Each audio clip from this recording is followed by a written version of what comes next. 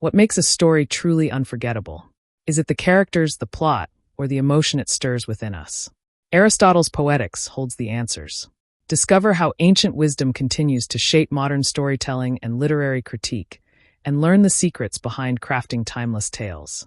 Aristotle's Poetics is a groundbreaking work that laid the foundation for literary theory as we know it today. Written in 335 BC, this profound analysis explores the essence of tragedy, the art of imitation, and the key elements that make characters and stories relatable. Whether you're a writer, a literature enthusiast, or someone passionate about the craft of storytelling, Poetics offers timeless insights into the artistry behind narrative creation. In this audiobook, we delve deep into the heart of Aristotle's wisdom, uncovering lessons that continue to resonate in our modern world of storytelling. Focus points. The art of imitation. Learn how art mirrors life and the human condition through the concept of mimesis. Defining tragedy.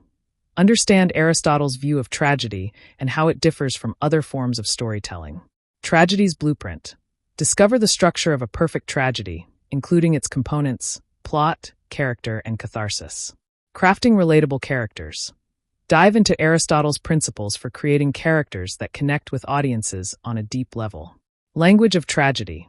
Explore the importance of language, diction, and poetic devices in conveying emotion and meaning. Epic versus tragedy. Uncover the key differences between epic poetry and tragic drama and the unique impact of each on the audience. Learning outcomes. Grasp how imitation in art reflects life and human experiences. Understand the core elements that define a tragedy and how to apply them in storytelling. Learn techniques for crafting compelling, relatable characters with meaningful fates. Explore the role of language in enhancing the emotional depth and impact of a story. Gain clarity on the distinctions between epic and tragic forms of storytelling and their respective influences on audiences. Aristotle, one of history's most influential thinkers, shaped the course of Western philosophy and literature. His contributions to ethics, politics, science, and literary theory continue to resonate today, emphasizing the importance of empirical observation and logical thought in understanding the world. Poetics remains a testament to his enduring impact on the art of storytelling. Focus point 1. Issues of translation, interpretation, and perception. Aristotle's Poetics, dating back to 335 BC, stands as one of the earliest comprehensive texts on literary critique. Despite its historical significance, the work has faced challenges in translation and interpretation, as noted by translator Joe Sachs. Different translations have varied in quality, leading to debates about Aristotle's authority to comment on the poetic arts, a field some believe to be outside his expertise. While many skeptics questioned Aristotle's ability to offer insights on poetry, his broader focus was on understanding the core aspects of human experience, making his reflections on poetry deeply relevant. His philosophical foundation allowed him to explore various subjects, including the arts, from a universal perspective.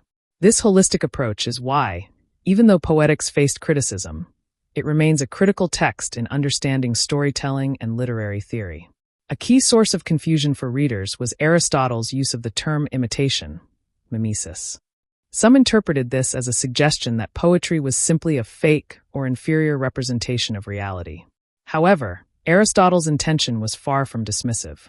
He believed that imitation in art helps people better understand real-life situations by mentally rehearsing or reflecting on them through stories. Thus, poetry serves as a mirror, allowing us to grasp complex emotions and the truths of human existence. As we dive into Poetics, we will explore the essential principles of poetic art and Aristotle's profound perspective on how storytelling helps us navigate the world. Focus point 2. The art of imitation. At the heart of Aristotle's Poetics is the idea that poetry is an art form rooted in imitation, mimesis. All forms of poetry, whether tragedy, comedy, or even music, reflect real-life experiences and actions. Aristotle identified 3 key elements that distinguish how different art forms achieve this imitation. The medium of imitation. Each artistic form uses different tools to replicate reality. For instance, painters use colors, dancers express emotions through movements, and poets rely on rhythm, language, and harmony to convey their narratives. The object of imitation. Poetry focuses on people in action, imbuing characters with traits that allow them to navigate challenges.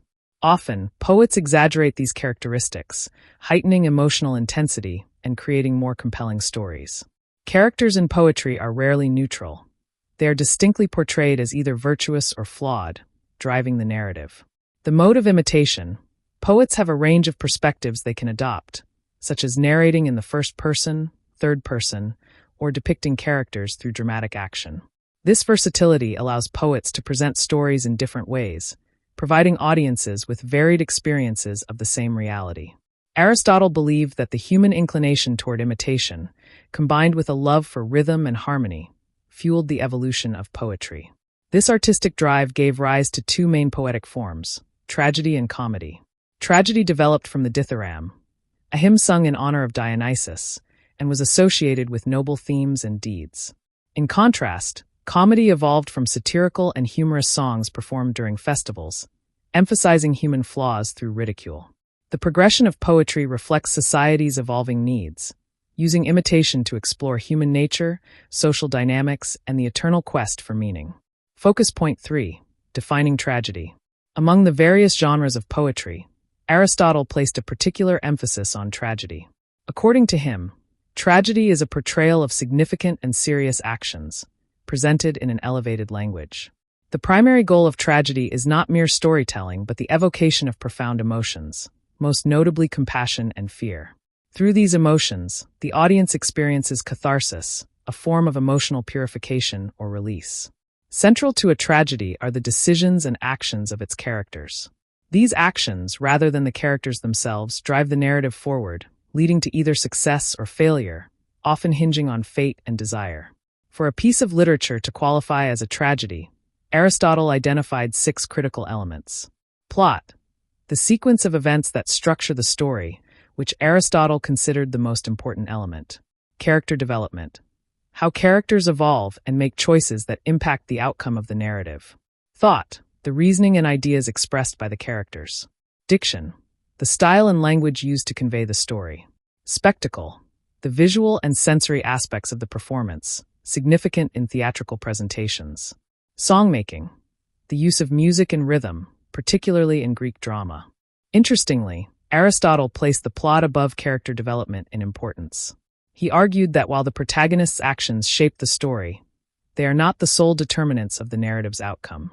Instead, the plot structure, which includes elements such as completeness, a beginning, middle, and end, magnitude, appropriate length for audience engagement, unity, cohesion around a central theme, and necessity, ensuring every element is indispensable, is what truly defines a tragedy. Ultimately, Aristotle's definition of tragedy teaches us to appreciate the journey of life, recognizing that desire and fate are inextricably intertwined. Tragedy reflects these themes, offering audiences a deeper understanding of their own lives and struggles. Focus point 4. Tragedy's blueprint. To understand how tragedy functions as a narrative art form, Aristotle outlined a clear structural blueprint that ensures its success. The typical structure of a tragedy includes the following key elements. Prologue, an opening scene before the chorus enters the play.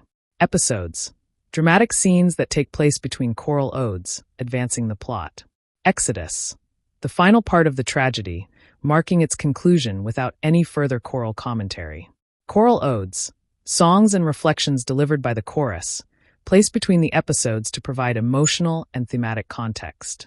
Just like any successful endeavor, art thrives when built upon a solid foundation. In the case of tragedy, this structured framework guides creativity and ensures its emotional impact. Aristotle differentiated between 2 types of plots, simple and complex. A complex plot is characterized by certain elements such as reversals, discoveries, and wonders, which add depth and tension to the narrative. Wonder refers to a tragedy's ability to evoke fear and pity in the audience. This is often achieved through unexpected plot twists that unsettle and emotionally engage viewers. These twists should feel orchestrated and purposeful, suggesting that they are part of a larger, inevitable plan. The original Greek term for wonder conveys a sense of losing support or feeling destabilized, beyond mere astonishment. Reversal, peripeteia, occurs when the direction of events shifts toward an opposite outcome, creating a surprising and dramatic turn in the narrative. This change should arise from the internal logic of the story, guided by probability or necessity. Discovery, anagnorisis, involves a transition from ignorance to knowledge. In tragedies, this often takes the form of characters realizing their true identities or the deeper significance of their actions. The most powerful form of discovery happens in conjunction with a reversal, intensifying the emotional experience for the audience. These elements, wonder, reversal, and discovery, are intricately connected to the suffering experienced by the characters, usually manifesting in death or severe torment. The combination of these components adds emotional weight and ensures that the audience is left reflecting on the deeper themes of fate, choice, and consequence. As the oldest surviving philosophical treatise on literary theory, Aristotle's Poetics laid the groundwork for understanding how tragedy works, influencing dramatic arts throughout history. Focus point 5. Crafting a character and their fate. In a tragedy, one of the main objectives is to evoke fear and pity in the audience. To achieve this, Aristotle emphasized the importance of creating a protagonist whose characteristics and fate align with this goal. The key lies in crafting a character who represents the golden mean of human nature, neither excessively virtuous nor inherently corrupt. A tragic protagonist should be a decent, ordinary person who, due to a personal flaw or a significant mistake, experiences a dramatic downfall. If the character were entirely virtuous, the audience might feel anger or indignation rather than pity when misfortune strikes. Similarly, if the protagonist were morally corrupt, the audience might not empathize with their fate. The ideal character is someone relatable, whose error is understandable, yet tragic in its consequences. As Aristotle aptly put it, character is that which reveals moral purpose, showing what kind of things a man chooses or avoids. This reflects the idea that a character's choices, whether wise or flawed, define their moral essence and set the stage for their tragic fate. Key traits of a tragic character. Aristotle outlined 4 essential traits that make a character both compelling and tragic. Reliability. The character's actions must be believable, fitting the moral universe of the story. Aptness. Their actions and traits should align with their role in the narrative, making them well-suited for their fate. Lifelike qualities. The character should feel realistic, with human emotions, strengths, and weaknesses that audiences can relate to. Consistency. The character must act in accordance with their established nature, avoiding actions that contradict their core personality. The protagonist's downfall. The hallmark of a tragic story is the protagonist's transition from happiness to unhappiness. Crucially, this shift should be caused by the protagonist's own mistake, often referred to as hamartia, rather than a deliberate act of malice. This personal flaw or error is what makes the character's downfall both tragic and inevitable, while still retaining the audience's empathy. To enhance the emotional impact, Aristotle recommended that the conflict should involve characters with close personal ties, whether family members or deep friends, since the tragedy strikes deeper when it disrupts meaningful relationships. Types of actions in a tragedy. The actions taken by the protagonist and their understanding of the consequences can be framed in 3 ways. Conscious actions.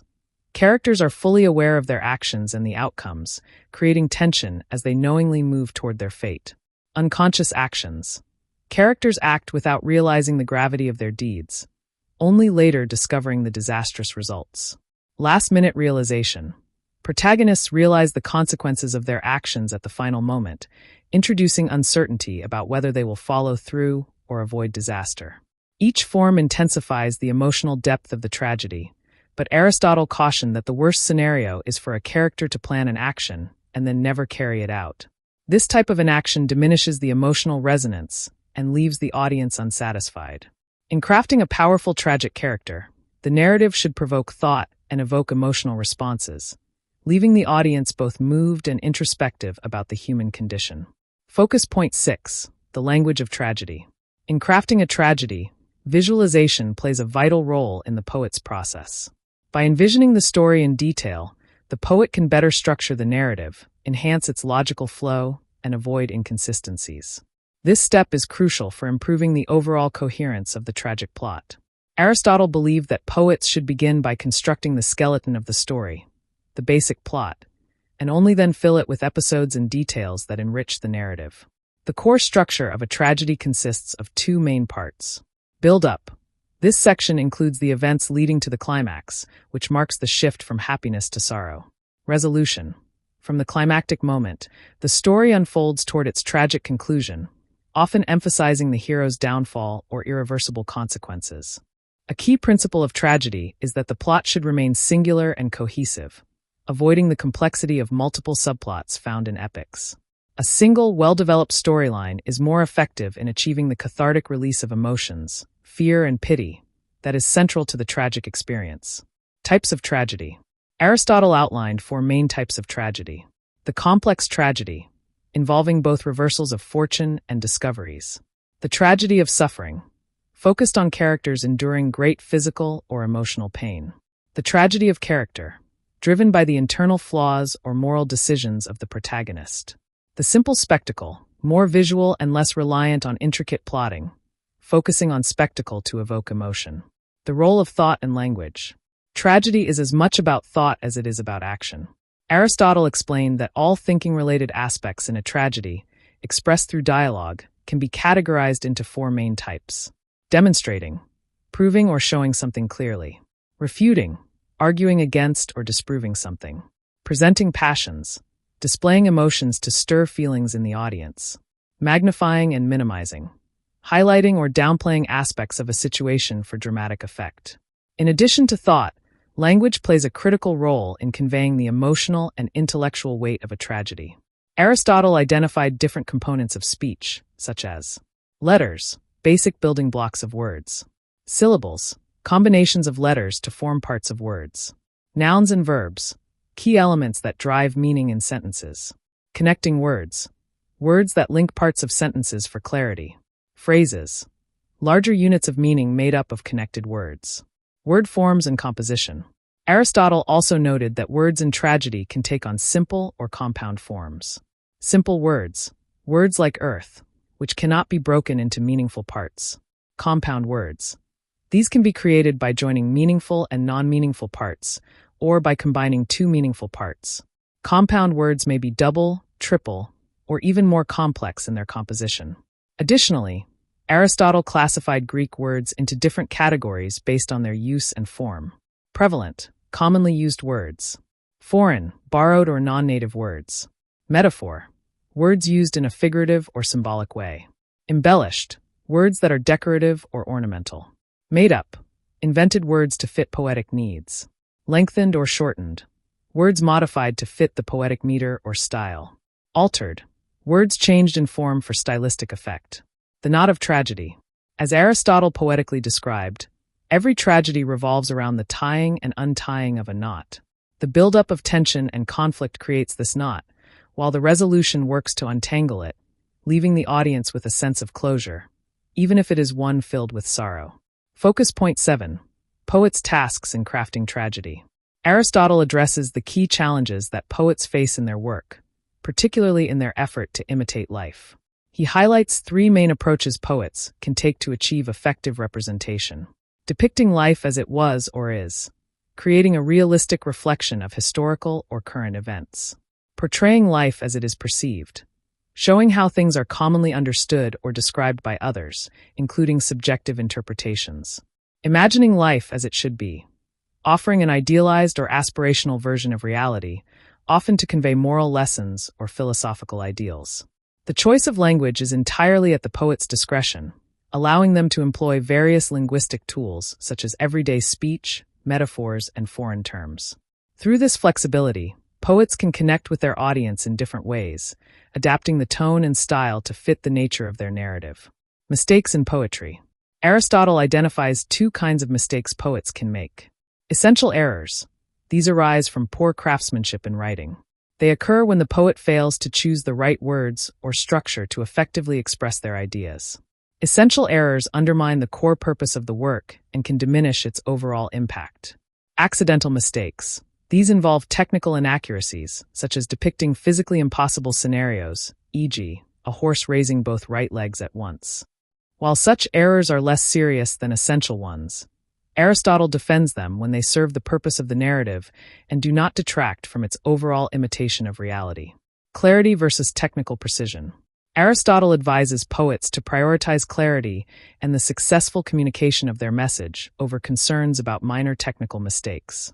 The ultimate goal is to ensure the essence of the work resonates with the audience, even if some details may be imperfect. A well-crafted narrative that evokes emotion and conveys meaning is more important than technical perfection. Epic versus tragic poetry. Aristotle concludes his Poetics by addressing a debate of his time. Which form of poetry is superior, epic poetry or tragedy? At the time, there was a perception that the elite favored the epic genre, while the general populace preferred tragedy. The distinction stemmed, in part, from the performance aspect of tragedy, which involved more expressive gestures and dramatic elements. Aristotle, however, defends the superiority of tragedy with several arguments. Epic plays are also vulnerable to excessive or exaggerated gesturing, just as tragedy can be. Tragedy uses the same language and evokes the same emotions as epic poetry. Tragedy is more dynamic, offering a richer form of entertainment by combining declamation, acting, music, and the chorus, thereby engaging the audience on multiple sensory levels. Ultimately, Aristotle views tragedy as more versatile and emotionally impactful than epic poetry, making it a more compelling form of artistic expression. Conclusion. Over the past 2 millennia, poetic art has transformed and expanded, yet Aristotle's Poetics remains a vital guide for creators. His insights lay the foundation for understanding literature's core principles, particularly the structure and emotional impact of tragedy. Aristotle was the first philosopher to offer a formal framework for poetry, affirming it as a legitimate art form, in stark contrast to the views of some of his contemporaries. He explored not only the technical aspects of poetry, but also its profound influence on human emotion. In a tragedy, the protagonist's actions serve as both a mirror and a lesson for the audience. Their virtues inspire, and their flaws caution. Through this, Aristotle defined the enduring connection between humanity and art. Focus points. Tragedy's blueprint. The structural components of tragedy and the role of plot elements like reversal and discovery. Crafting a character and their fate. Building a relatable protagonist and shaping their downfall through a fatal mistake. Language of tragedy. The importance of visualization, clear narrative structure, and concise wording in conveying tragic emotions. Poet's tasks. The poet's responsibility to imitate life, balance essential and accidental errors, and choose appropriate language for effective storytelling. Epic versus tragic poetry. Aristotle's defense of tragedy as superior to epic poetry due to its versatility in performance and emotional impact. Recommendations. Crafting relatable characters. When writing tragedy, focus on creating characters who are neither wholly good nor bad, but ordinary individuals who experience misfortune due to their own errors. Mastering plot structure. Ensure your plot has a clear build-up leading to the climax, followed by a resolution that brings closure. Avoid subplots that distract from the core story. Effective language use. Choose your words carefully. Whether using everyday speech or metaphors, clarity in conveying emotion and action is essential. Balancing realism and imagination. While technical errors in the depiction of actions, like anatomical impossibilities, can be forgiven if they serve the story's message, always prioritize storytelling over technical precision. Throughout this audiobook, we've explored Aristotle's timeless principles for constructing powerful, emotionally resonant tragedies. From understanding the complex relationship between character and plot to mastering the delicate balance between thought and language, these lessons offer invaluable tools for any creator or lover of literature. The topics covered highlight the enduring connection between art and human emotion, reminding us of the therapeutic value of catharsis through storytelling. Thank you for taking the time to listen to this audiobook on Aristotle's Poetics. Your interest in diving into the mechanics of storytelling and literary theory is truly appreciated. If you found value in this content, we encourage you to like, subscribe, and share this audiobook with others who may benefit from it. Remember, listening is one of the most effective ways to improve your English language skills. The more you listen, the better you speak. So, stay tuned for more insightful content to enhance your understanding and language proficiency. We look forward to having you with us on this continuous journey of learning and discovery.